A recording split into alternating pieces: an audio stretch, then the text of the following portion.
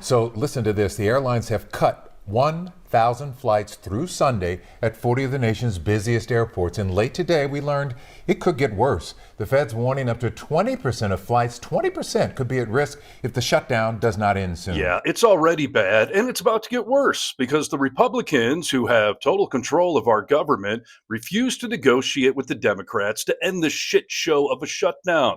And did you hear the Dems just made a completely reasonable offer to end this, and the mega GOPers immediately rejected it?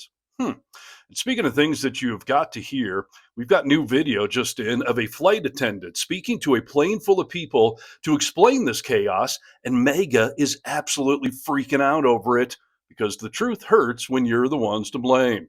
So true. So, hit subscribe to Really American Media, and if you're looking to escape our country, we have exits located at the front and the back of our country. But good luck getting on a fucking plane to do so. Yeah, issues starting early with long lines and delays piling up across the country. Our team monitoring issues from Houston to Newark, Baltimore to Los Angeles. We're hearing from travelers trying to navigate one of the biggest air travel disruptions in recent memory. Yeah, and those travelers are none too pleased. And I don't think a bag of peanuts is going to help any of this. How was the experience getting from Chicago to Houston? Horrible. Dee Dee Jones got here after several delays at Chicago's O'Hare Airport. #1 on FlightAware's misery map when I checked it. Did you hesitate traveling? Yes, I did. I contemplated going home and driving, but because I have a wedding at 2 p.m. today, that was not feasible. So, yeah, we had to just make it work. Yeah, well, good luck with that one. And this week in the Lone Star State, travelers were anything but lone in this massive line at this Texas airport in Houston. Take a look at this massive line at Houston's Bush Intercontinental Airport, with the line for TSA security extending outside the terminal. The airport saying the wait time for security could exceed 3 hours. Yeah, 3 hours to get through security. You may as well walk to your final destination. And by the way, it's the unknown that is causing all of this chaos. Is your flight going to get canceled the day of? Will your connecting flight get canceled and leave you stranded somewhere? Will there be huge lines? Or will you show up 3 hours early to this?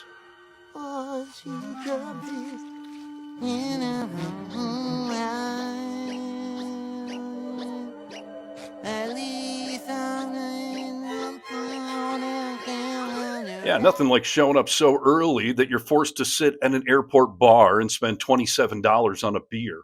Speaking of that, maybe somebody from AA, Alcoholics Anonymous, has some advice. 8 were delayed, respectively. You know, I think that the thing to remember is that this is just the beginning. AAA spokesman Daniel Armbruster happened to be traveling today himself and is among those closely watching the situation. The number of flights or air traffic volume that could be impacted could go up in the days to come if the shutdown is not resolved.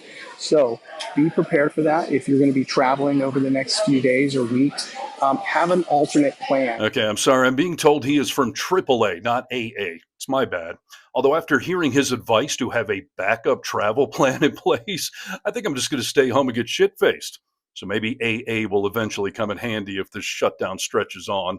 Plus, it just seems safer to stay on the couch with all of this happening. Experts say safety could be on the line. We're getting to the point where the air traffic control system is going to be unsafe, where you're not able to pay salaries that people need to survive. And they're going to go out and they're going to do other things to earn the money that they need to support their families. Well, let's hope none of them need SNAP benefits, because Trump is trying really hard to starve people, and now the Supreme Court is helping them out.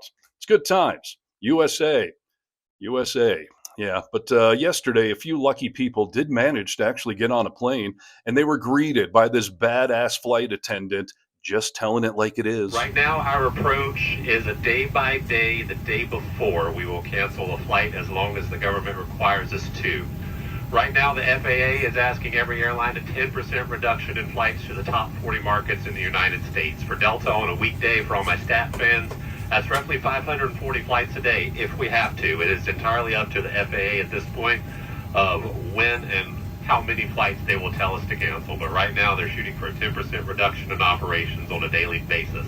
That starts effective tomorrow morning.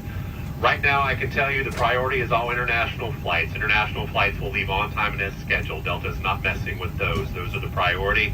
The next flights that Delta will focus on not having to cancel are any flights that go through a major Delta hub. So any flight going through Atlanta, New York, Detroit, Minneapolis, Seattle, Salt Lake, LA, those flights are also a priority.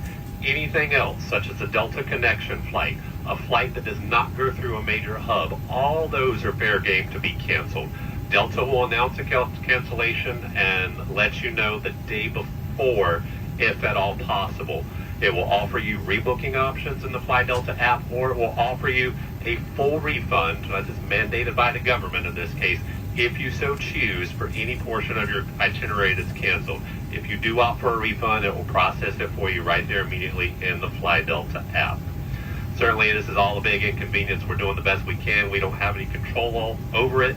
Here at Delta, we're kind of rolling with what the government tells us we can and can't do right now until Congress comes back to Washington and votes to reopen and fund the government.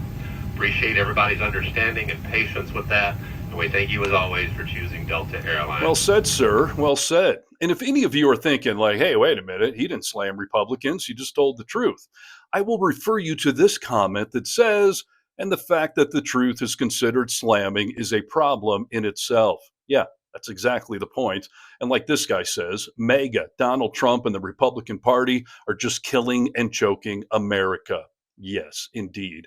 But that is, of course, not how they're trying to spin it, as the White House just posted this hilarious bit of propaganda on X, blaming it all on the evil Democrats who just want you to have health care that you can actually afford. How dare they? And in case you missed it, the Dems are trying to end this, and they just did this yesterday. It's clear we need to try something different. Senate Minority Leader Chuck Schumer took to the Senate floor Friday with a Democratic proposal to end the government's longest shutdown. Democrats have said we must address the health care crisis, but Republicans have repeatedly said they won't negotiate to lower the health care costs until the government reopens. So let's find a path to honor both positions. Schumer, joined by his Democratic colleagues, said his party would vote to end the impasse in exchange for one more year of enhanced Affordable Care Act subsidies. Schumer's offer includes a stopgap bill and 3 full-year funding bills. But Senate Majority Leader John Thune quickly rejected Democrats' proposal, calling it a, quote, non-starter. Yeah, the Democrats made a very reasonable proposal to end the shutdown by simply extending the ACA subsidies for another year. That way we can buy a little time to negotiate without holding a gun to the heads of Americans. And the Republicans immediately shot it down. They're insisting that we open the government first and then they'll negotiate. Do you think there's a chapter in Trump's Art of the Deal book that would recommend you give up all of your leverage in a negotiation and then, just trust the other side to do the right thing? Okay. Yeah, well said, Kamala. Well said. And you know what? I would laugh too, but since the joke is on all of us, I don't find this funny, and I'm sure you don't either. So please like this video, comment below with your thoughts on all of this, and get vocal. From the Vocal Minority with Nick and Steve podcast, newest episode just got posted right here on this YouTube channel. Go find it. I'm Steve Harness for Really American Media.